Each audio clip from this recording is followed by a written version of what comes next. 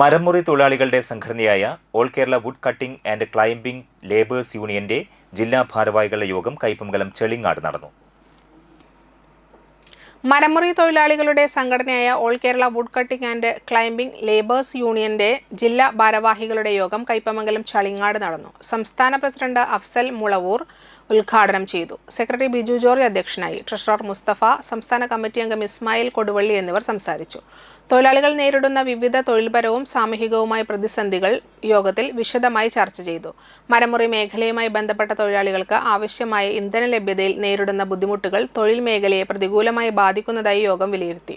ഈ വിഷയത്തിൽ അടിയന്തര ഇടപെടൽ ആവശ്യപ്പെട്ട് കേന്ദ്ര പെട്രോളിയം മന്ത്രിക്കും കേരള മുഖ്യമന്ത്രിക്കും നിവേദനം സമർപ്പിക്കാൻ സംഘടന തീരുമാനിച്ചു.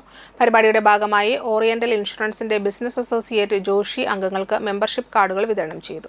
സംഘടനയിലെ എല്ലാ അംഗങ്ങൾക്കും ഇൻഷുറൻസ് പരിരക്ഷ ഉറപ്പാക്കുന്നതിനുള്ള നടപടികൾ പൂർത്തിയാക്കിയതായും ഭാരവാഹികൾ അറിയിച്ചു. കൂടാതെ സംഘടനയുടെ വാർഷിക സംസ്ഥാന സമ്മേളനം ഒക്ടോബർ മാസത്തിൽ പത്തനംതിട്ട ജില്ലയിൽ സംഘടിപ്പിക്കാൻ യോഗം തീരുമാനിച്ചു.